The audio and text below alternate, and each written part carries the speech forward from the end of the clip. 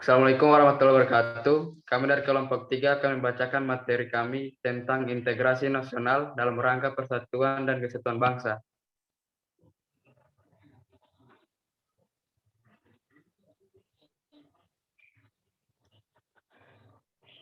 Integrasi nasional dalam rangka persatuan dan kesatuan bangsa. Masalah integrasi nasional adalah masalah yang hampir dihadapi semua negara, terutama mereka yang masih berkembang termasuk Indonesia. Hal ini karena pembentukan negara berarti bahwa orang dalam semua perbedaan yang ada dipersatukan dalam satu entitas nasional yang memandu pembentukan negara.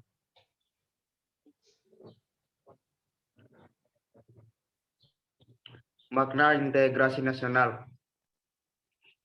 Integrasi nasional berasal dari dua kata, yaitu integrasi dan nasional. Integrasi berasal dari bahasa Inggris integrate yang artinya menyatu padukan, mempersatukan atau menggabungkan. Kata nasional berasal dari bahasa Inggris nation yang artinya bangsa. Dengan kata lain, integrasi nasional adalah hasrat dan kesadaran untuk bersatu sebagai suatu bangsa, yaitu bangsa Indonesia.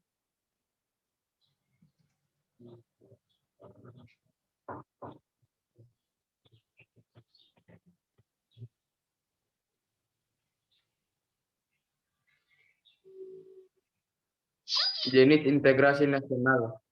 Integrasi nasional bisa diterapkan dalam berbagai bentuk atau jenis. Hal itu bergantung pada situasi ataupun kondisi suatu masyarakat atau negara yang ada. Begitu pula dengan cara yang berbeda-beda pula. Adapun beberapa jenis integrasi nasional adalah sebagai berikut. Pertama, integrasi asimilasi merupakan penggabungan dua atau lebih kebudayaan yang menghilangkan ciri khas kebudayaan aslinya yang diterima oleh masyarakat.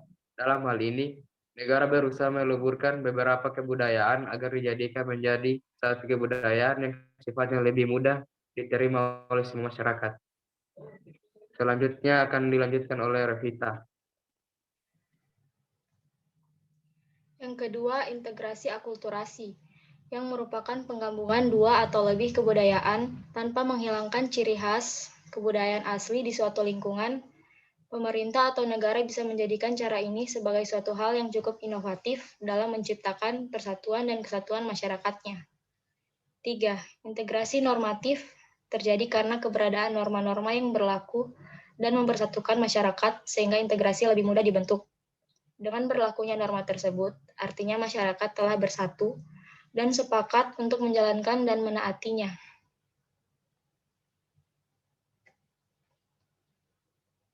4.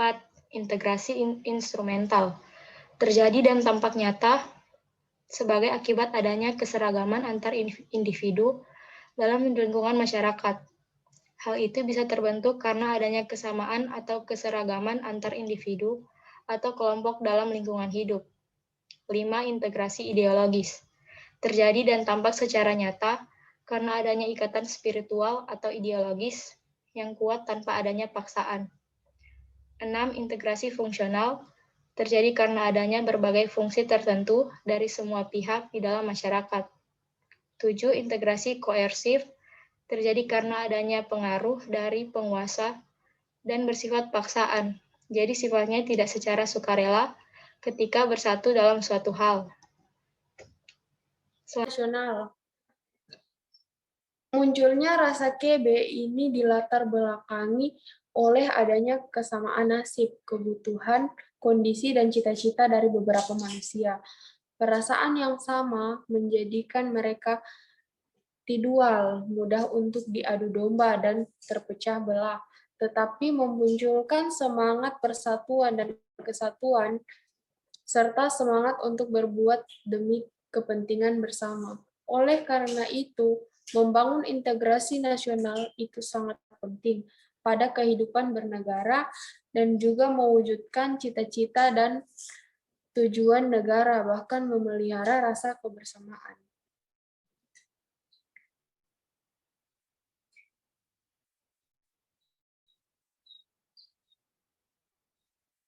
Pengembangan integrasi versus disintegrasi. Integrasi versus disintegrasi, kebalikan dari integrasi adalah disintegrasi.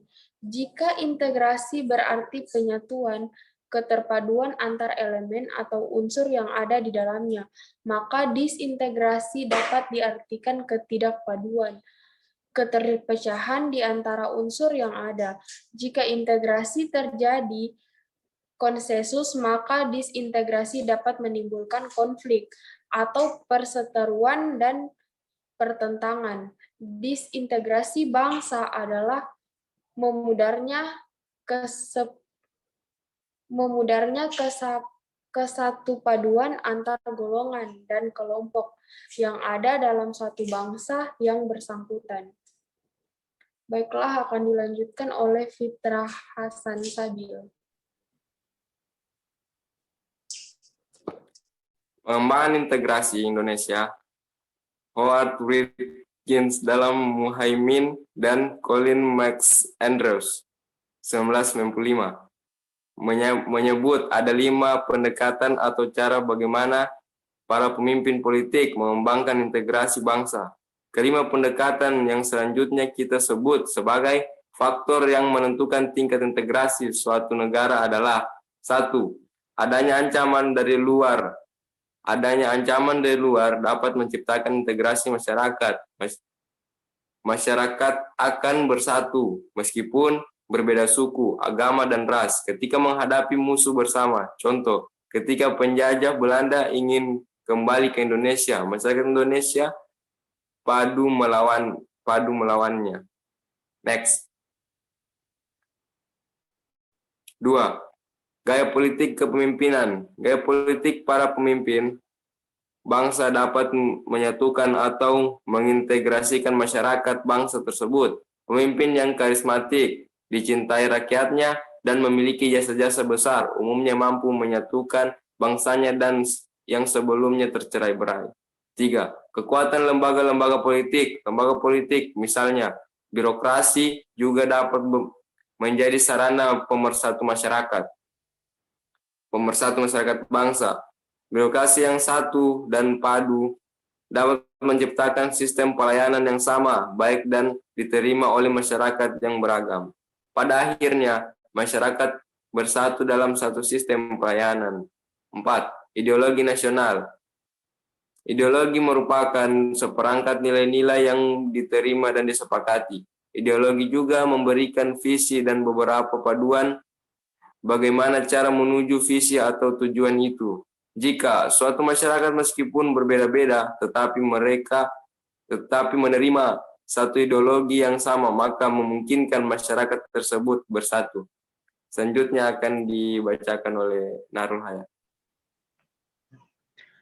Tantangan dalam membangun integrasi. Dalam upaya mewujudkan integrasi nasional Indonesia, tantangan yang dihadapi datang dari dimensi horizontal dan vertikal. Dalam dimensi horizontal, tantangan yang ada berkenaan dengan pembelahan horizontal yang berakar pada perbedaan suku, agama, ras, geografi. Sedangkan dalam dimensi vertikal, tantangan yang ada adalah berupa celah perbedaan antara elit dan massa, di mana latar belakang pendidikan, kekotaan menyebabkan kaum elit berbeda dari massa yang cenderung berpandangan tradisional.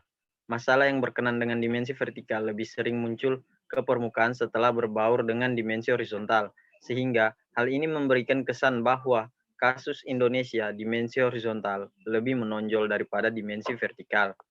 Kesimpulan, integritas nasional berasal dari 2 kata, yaitu integritas dan nasional. Integritas berasal dari kata bahasa Inggris yang yaitu integrate, yang artinya menyatu padukan, mempersatukan atau menggabungkan. Kata nasional berasal dari kata nation, yang artinya bangsa. Dengan kata lain, integritas nasional adalah hasrat dan kesadaran untuk bersatu sebagai suatu bangsa, yaitu bangsa Indonesia.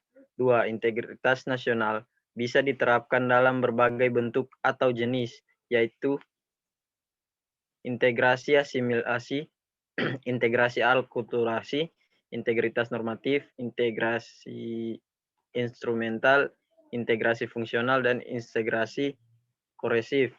3. Kebalikan dari integrasi adalah Disintegrasi. Jika integrasi berarti penyatuan, keterpaduan antara elemen atau unsur yang ada di dalamnya, maka disintegrasi dapat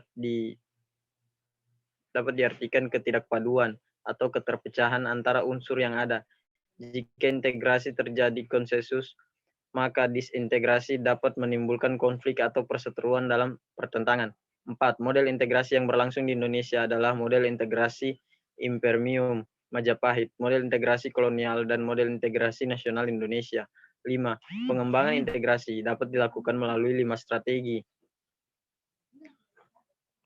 atau pendekatan, yakni adanya ancaman dari luar, gaya politik kepemimpinan, kekuatan lembaga-lembaga politik, ideologi nasional, dan kesempatan pembangunan ekonomi. 6. Dalam upaya mewujudkan integrasi nasional Indonesia, tantangan yang dihadapi datang dari dimensi horizontal dan vertikal. Dalam dimensi horizontal, tantangan yang ada berkenaan dengan pembelahan horizontal yang berakar pada dimensi vertikal. Tantangan yang ada adalah berupa celah perbedaan antara elit dan massa, di mana latar belakang pendidikan kekotaan menyebabkan kaum elit berbeda dari massa yang cenderung berpandangan tradisional. Sekian dan terima kasih. Wassalamualaikum warahmatullahi wabarakatuh.